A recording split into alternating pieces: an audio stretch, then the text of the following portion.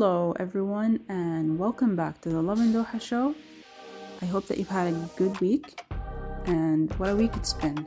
Today, we'll talk about a bunch of things that happened over the week, from weather-related stuff to Qatar's welcoming of Saudi Arabia's hosting of US-Ukraine talks, to some exciting events this weekend, plus suggestions on where to pray Tarawih during Ramadan, and the TikToker who shared her feelings about being a woman in Qatar. Let's get started. It's been interesting witnessing the weather changes lately. Last night, it rained a little. I don't know if you caught the rain, but it was raining on and off for a bit. And with it being rainy, we're truly saying goodbye to winter as the degrees are going up. Here's some good news coming out of the region. Qatar has shown its support for Saudi Arabia's efforts in hosting talks between the United States and Ukraine. It's all about finding a way to end the ongoing crisis, and Qatar is hoping these talks will help move things in the right direction. The Qatari foreign minister even released a statement giving props to Saudi Arabia for encouraging dialogue and backing diplomacy as the way to solve conflicts. Fingers crossed that this leads to some real progress. Alright, let's talk weekend plans, because this weekend there's a bunch of exciting events happening around Qatar. And no matter the vibe you're in the mood for, there's something that you'll find, and it's super exciting. Because if you're in the mood for some art, you can head over to the Soul of Gold exhibition at Qatari. It's showcasing stunning Ottoman-inspired paintings, and it's running daily until April 6th. Definitely worth checking out. Now for some sports action, there's the Ramadan Football Championship in Ain Khalid. And it's all about bringing the community together for some football fun, happening every night until Friday from 9 to 11 p.m. If you want to give back while having fun, don't miss Diwan for Good. This was last night, but Diwan always has some good and amazing charity events and bazaars. This one was a lively bazaar with local charities, crafts, and tasty food, and all proceeds go to great causes. If you're feeling adventurous, the Dukhan Bank Ramadan Duathlon at Lusail Circuit is happening this Friday, and it's a combination of cycling and running. Now this one is for men only, and there are different categories for kids and youth as well.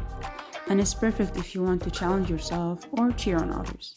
And finally, Garangao Night is happening today, and over the weekend it's going to happen at different locations in Qatar, including Fire Station, Dadu Museum, Mshereb, Lusail Boulevard, and many more. You'll find dress-up contests, henna, bubble shows, and a lot of treats. It's honestly a great way to enjoy the festive spirit and enjoy the weekend. So, what are you thinking of doing this weekend? There have been beautiful iftar distribution initiatives around Doha during Ramadan that really make the Ramadan spirit. It's honestly heartwarming every time I see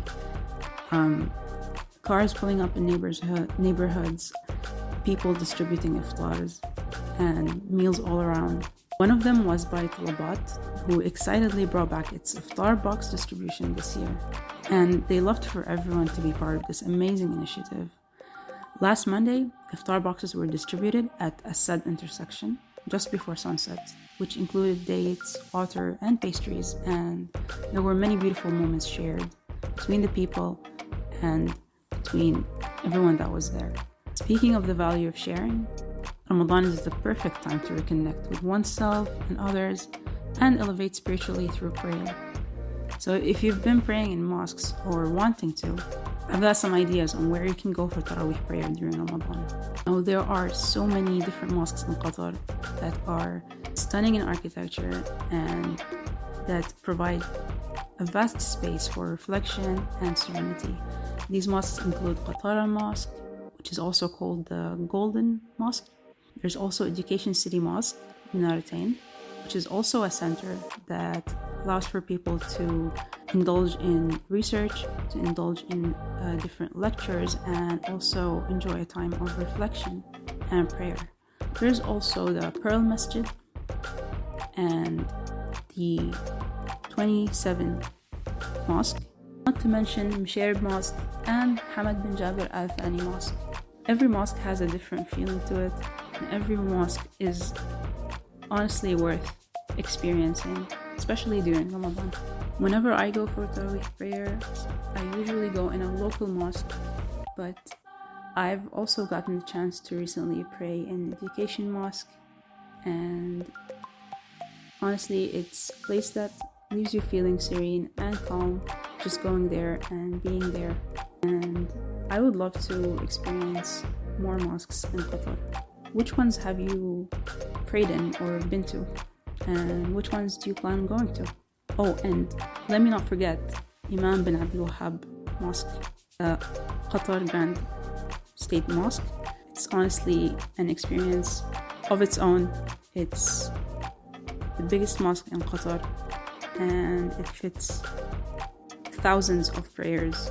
And many of these mosques also include imams whose voices are very heartwarming and exceptional.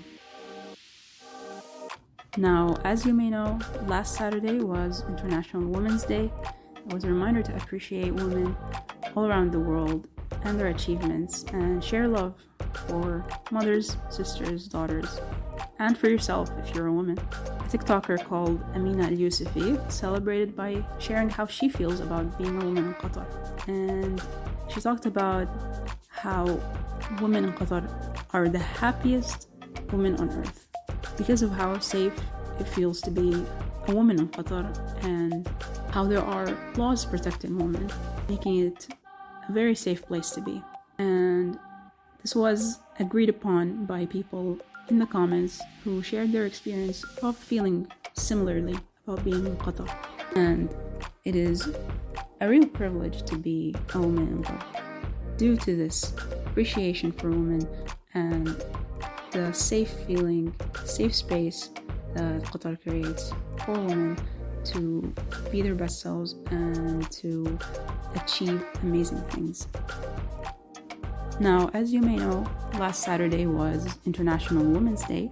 It was a reminder to appreciate women all around the world and their achievements, and share love for mothers, sisters, daughters, and for yourself if you're a woman. A TikToker called Amina Al-Yusufi also celebrated International Women's Day by sharing how she feels about being a woman in Qatar, saying that Qatari women and women in Qatar are the happiest women on earth.